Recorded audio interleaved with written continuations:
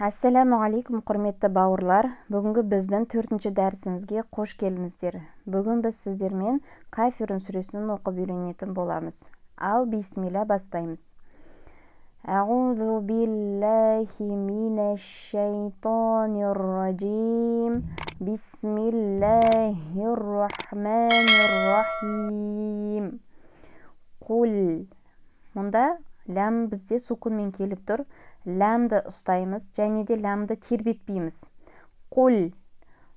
Қул я. Мына жерде мәт мұнфасыл 4-ке созамыз. Қул я айюхәл. Яйдың үстінде шәдда, яғни 2 иді шығаруымыз керек. Айюхәл. Хәдан кейін бірден естеміз, ләмға кеп қосамыз. Айюхәл. Кә, 2-ке созамыз. Кәфирун.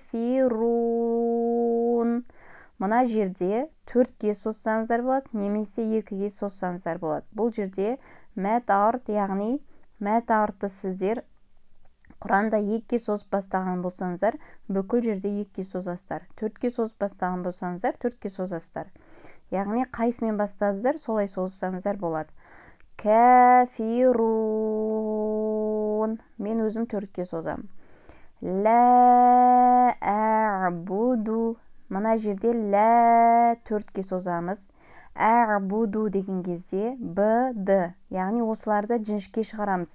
Көп кісілер осы жерде жуан шығарып жібереді. Алайда бізде б-да, дәлде жіңішке. Сол себептен жіңішке шығаруға қатты мән береміз. Лә ә'буду. Мә, 2-ке созамыз. Мә тә'будун. Лә ә'буду мә тә'будун. Одан кейінгі аятта вәлә 4-ке әнтум. Яғни мына жерде сукунду нуннан кейін тәріпі келгендіктен сукунду нунды тә әріпінің шығатын орынына, махражына апарып, жасырын ғұннамен оқимыз. Әнтум. Ту. Ерінді алдыға шығарамызда, мимді қайтадан ерін қайтат, ерінді толық жабамыз. Әнтум. Әбидуна.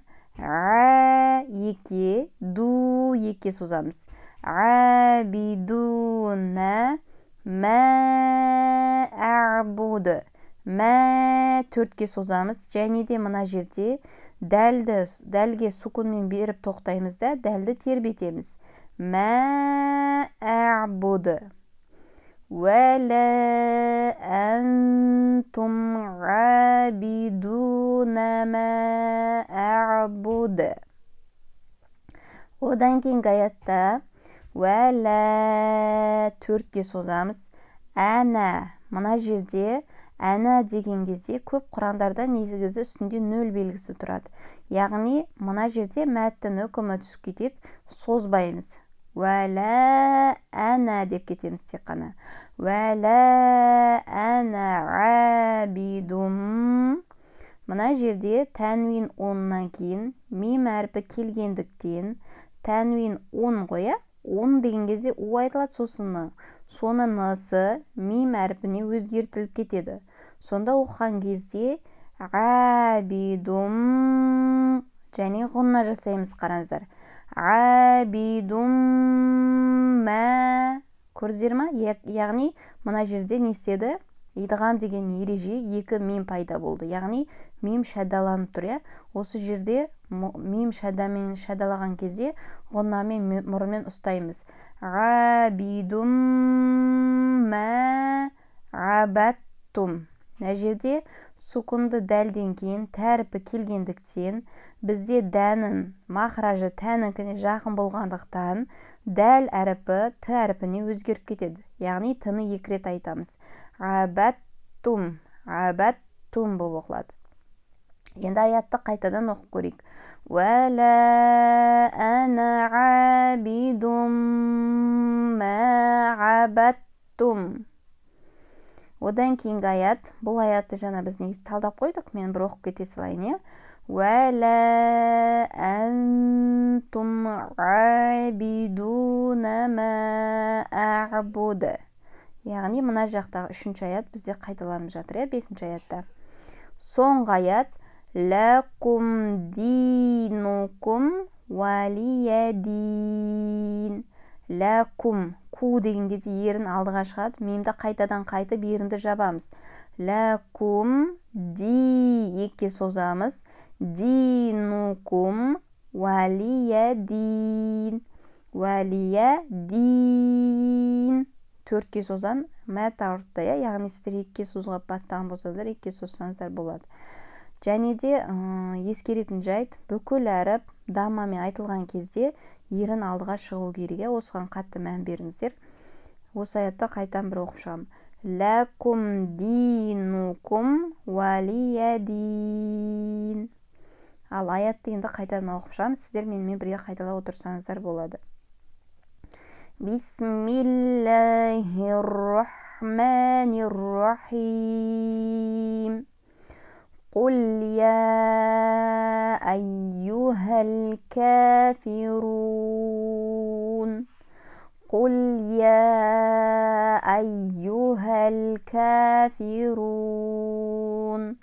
لا أعبد ما تعبدون. لا أعبد ما تعبدون ولا أنتم عابدون ما أعبد. ولا أنتم عابدون ما أعبد. ولا أنا عابد ما عبدتم. ولا أنا عابد ما عبدتم. ولا أنتم عابدون ما أعبد. ولا أنتم عابدون ما أعبد. لكم دينكم ولي دين. لكم دينكم ولي دين. Осымен біздің 4-ші дәрісіміз бітті. Келесі сүрені жіберіп алмау үшін, Алла қаласа, менің каналыма тіркеліп кетіңіз. Және де осы каналға тіркелуменен өзге кісілердің көруіне де сіз себепкер болып, сауабына иеленуіне мүмкіндігіңіз бар.